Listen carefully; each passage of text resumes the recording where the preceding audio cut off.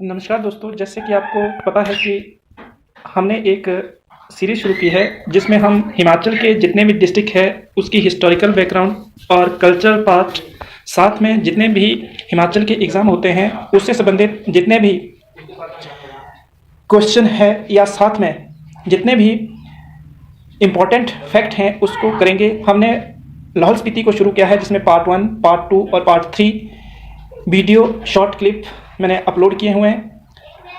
आज हम लाहौल स्पीति का जो पार्ट 4 है उसकी बात करेंगे। तो हमने ये बात की थी कि लाहौल स्पीति जो है हिमाचल प्रदेश का एक ज़िला है और उसके कुछ एक पार्ट की बात हमने पिछले वाले वीडियो में की थी। उसका जो आगे वाला पार्ट है उसकी बात आज हम करेंगे। तो लाहौल स्पीति जो है जिसे ड्राई डेजर्ट माना जाता है, उसमें से जो स्पीति का पार्ट है उसे वास्तविक तौर पर ड्राई डेजर्ट मानते हैं। पर इसके साथ ही कल हमने ये बात भी की थी कि लाहौल स्पीति जो है हिमाचल प्रदेश का सबसे एरिया वाइज डिस्ट्रिक्ट है, साथ में इसकी डेंसिटी सबसे कम है। डेंसिटी का मतलब होता है 1 किलोमीटर में रहने वाले व्यक्तियों की संख्या। लाहौल स्पीति की जो डेंसिटी है वो 2 किलोमीटर पर वर्ग है। आप जानते हैं कि हमने कल ये भी बात की थी कि इसे अलग जगहों पर अलग अलग नाम से जाना जाता है। जैसे कि हमने बात की थी कि जो तिब्बत में इसे लाहुला कहा जाता है, इसके साथ ही जिसका मतलब क्या होता है, अज्ञात देश होता है। इसके साथ ही हमने एक और बात की थी कि ये तिब्बती भाषा के गारजा से निकला है, इसलिए कई बार इसे गारजा भी कहा जाता है। तो आपको इसमें कोई भी दो राय नहीं होनी चाहिए। साथ में हमने इसके जो प्राकृतिक पार्ट थे उसके बारे में बात की थी। तो प्राकृतिक पार्ट मैंने ब्लैक बोर्ड पर लिखे हुए हैं, पर कुछ दिक्कत आ रही है, ये उल्टे दिख रहे हैं दोस्तों। तो मुझे इसके बारे में नॉलेज नहीं है कि ये कैसे उल्टे दिख रहे हैं, पर इसके पार्ट में आपको अर्ली बता देता हूँ। इसके 4 पार्ट है।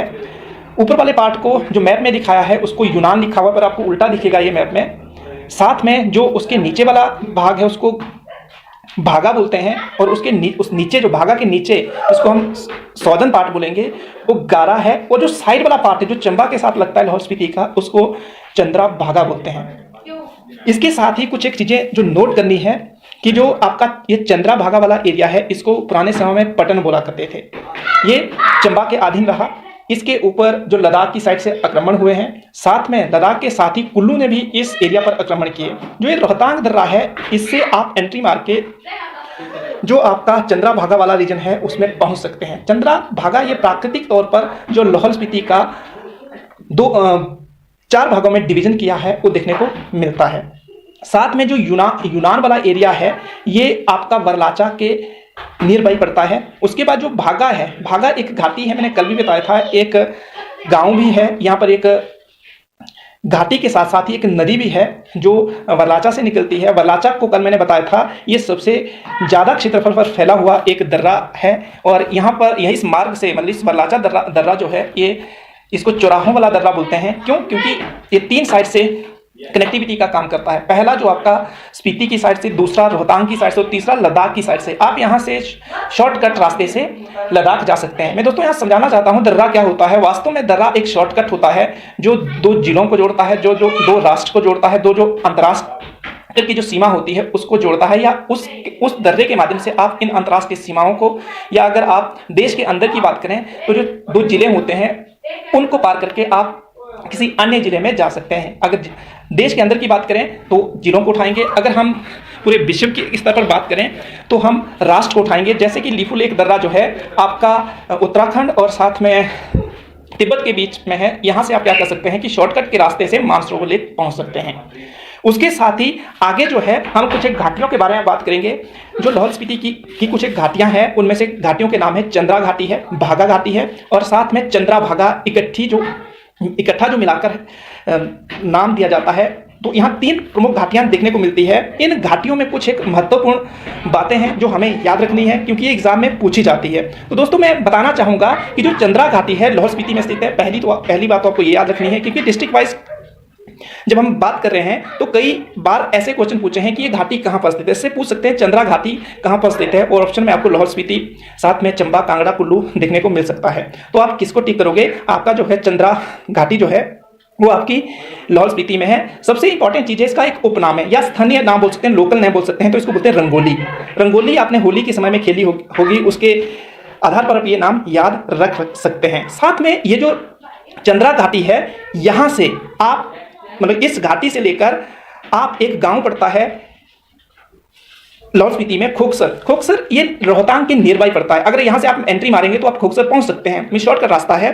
तो ये वरलाचा से लेकर खोकसर तक फैली हुई है। साथ में ये बिरान है। बिरान क्यों बोल रहे हैं? क्योंकि यहाँ पर वेजिटेशन की कमी है। मैं आपको पहले बता चुका हूँ कि जो डेजर्ट क्लाइमेट होता है तो वहाँ पर आपको वेजिटेशन कम देखने को मिलती है। वहाँ पर जैसे कैक्टस, खजूर या फिर नागफनी जैसे ट्री देखने को मिलते हैं, और इनकी जो लीव्स होती है स्पाइन लीव्स होती है। सबसे इंपॉर्टेंट चीज़ है कि ये जो स्पाइन लीव्स होती है, ये इसमें जो फोटोसिंथेसिस होता है लीव्स में ना होकर स्टेम में होता है। इंपॉर्टेंट चीज है दोस्तों, याद रखना, उसकी रूट्स काफी ज्यादा गहरी जाती है। क्यों? क्योंकि वहां पर पानी की कमी होती है, और पानी की कमी को पूरा करने के लिए इनकी रूट्स काफी नीचे तक जाती है। सेकेंड वन चीज है, इसी घाटी में एक महत्वपूर्ण फोर्ट है जिसको गोंदला फोर्ट बोलते हैं। दोस्तों याद रखना, गोंदला फोर्ट लाहौल स्पीति में स्थित है, और इसे जब कुल्लू का राजा मानसिंह था, जब वो लाहौल की स्पीति मतलब लाहौल स्पीति के ऊपर कुल्लू ने भी शासन किया हुआ, कुल्लू का भी कब्जा रहा हुआ, तो उस वक्त जब वो कुल्लू पर उसने आक्रमण किया तो उस दौरान उसने एक किले का निर्माण किया था, और ये गोंदला किला था। ये गोंदला किला जो है लाहौल स्पीति की जो घाटी है, चंद्रा घाटी, याद रखिए दोस्तों, चंद्रा घाटी, आगे हम इसके बारे में डिटेल में पढ़ेंगे, पर अभी इतना ही याद रखिए। और साथ में सिसु घाटी में स्थित स्थानीय लोग इसे चार कहते हैं। देखो ये जो गोंदला है, गोंदला के आस पड़ोस में ही सिसु है। अभी हम सिसु की इंपॉर्टेंस पढ़ेंगे। सिसु क्यों इंपॉर्टेंट है? ये सिसु एक जगह है, एक गांव है जो लाहौल स्पीति में देखने को मिलता है, और यहाँ के स्थानीय लोग इसे चार कहते हैं। काफी इंपॉर्टेंट है, गोंदला तथा सिसु इसी घाटी में स्थित है, और स्थानीय लोग सिसु को चार कहते हैं। और जो मानसिंह था कुल्लू का राजा, उसी ने यहाँ पर गोंदला किला बनाया, इसके आस पड़ोस में है। सबसे इंपॉर्टेंट चीज क्या है दोस्तों, कि जो ये गोंदला है, गोंदला के साथ में तांडी जो है उसके मध्य में, देखो गोंदला और तांडी क्यों इंपॉर्टेंट है? तांडी पर जो चंद्रा और भागा है जब निकलती है और आपस में मिलती है, यहाँ पर यहीं पर द्रौपदी ने दे त्याग किया था, और ये काफी प्रमुख स्थल है, ये ऐतिहासिक स्थल है। ऐतिहासिक स्थल वो स्थल होते हैं जिसका विवरण किसी इतिहास की पुस्तक में लिखा गया है, जिसकी हिस्टोरिकल बैकग्राउंड होती है, कहीं उसका आपको लिखित विवरण देखने को मिलता है आपको, या रिटन में कहीं अगर कुछ लिखा हुआ तो उसको ऐतिहासिक विवरण बोलते हैं। सबसे इंपॉर्टेंट चीज है कि ये जो गोंदला है और साथ में जो ये सिसु है, और सिसु से थोड़ा कुछ दूरी पर तांडी है, इनके मध्य में एक टेंपल है जिसको बोलते हैं गुरु घंटाल का टेंपल। काफी इंपॉर्टेंट है ये गुरु घंटाल का जो टेंपल है, ये सिसु में स्थित है। साथ में यहाँ पर एक गुफा भी स्थित है, जो ये सिसु इससे कुछ दूरी पर ये देखने को मिलता है, पर ये सिसु की टेरिटरी है, इसलिए इसको सिसु में ही माना जाता है। इंपॉर्टेंट चीज है दोस्तों, ये धार्मिक स्थल है गुरु घंटाल टेंपल। साथ में जो लाहौल वासी है उनके लिए श्रद्धा का केंद्र है, श्रद्धा, धार्मिक स्थल को श्रद्धा का केंद्र माना जाता है। सबसे इंपॉर्टेंट चीज है दोस्तों, मैंने आपको एक चीज बताई थी, चंद्रा जो घाटी है उसमें खोकसर जो गांव है, साथ में वरलाचा से लेकर खोकसर तक का जो माहौल है, बिरान है, वेजिटेशन की कमी है क्योंकि ये डेजर्ट क्लाइमेट में आता है। तो रोहतांग दर्रा जो है, जो कुल्लू और मनाली, मतलब कुल्लू में पड़ता है और मनाली की तरफ आप जाते हैं तो उससे ऊपर पड़ता है। इसकी हाइट अप्रोक्सीमेटली 3978 है, 3978 आप याद रखते हैं, ये मीटर में है। सबसे इंपॉर्टेंट चीज क्या है कि रोहतांग दर्रा जो है इसे भृंगु तुंग भी बोलते हैं, और इंपॉर्टेंट चीज क्या है कि इसको पार करके आप खोकसर जा सकते हैं। रोहतांग दर्रे में अभी विश्व की सबसे ऊंची टनल बनी हुई है, जिसे अटल टनल बोलते हैं। ये अटल बिहारी वाजपेयी के नाम पर रखी गई है। इसका जो उद्घाटन हुआ है 25 दिसंबर को हुआ है। याद रखिए दोस्तों, 25 दिसंबर जो होता है सुशासन दिवस के रूप में मनाया जाता है, गुड गवर्नेंस डे। कई बार एग्जाम में ये पूछा गया हुआ क्वेश्चन है। रोहतांग को पार करने के बाद आप खोकसर पहुंचते हैं, जहां से क्या कर सकते हैं, आप लाहौल स्पीति का आनंद ले सकते हैं।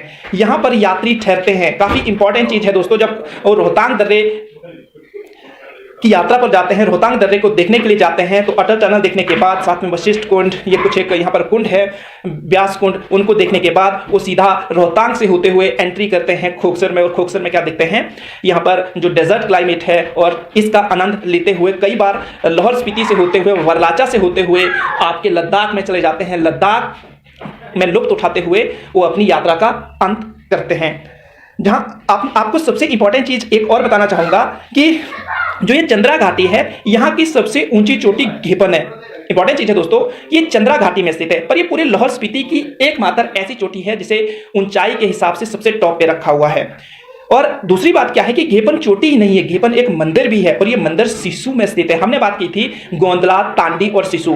देखो सिसु से थोड़ी दूर पर तांडी है, और उसके बाद उनके बीच में गोंदला देखने को मिलता है, जो सिसु की टेरिटरी है। सिसु की टेरिटरी में गोंदला आता है। तो ये सिसु जो है यहाँ पर एक मंदिर बना हुआ है, जिस मंदिर का नाम है गेफन मंदिर। काफी इंपॉर्टेंट है, कई बार इसे गेफांग भी बोलते हैं। ये अन्न का देवता माना जाता है।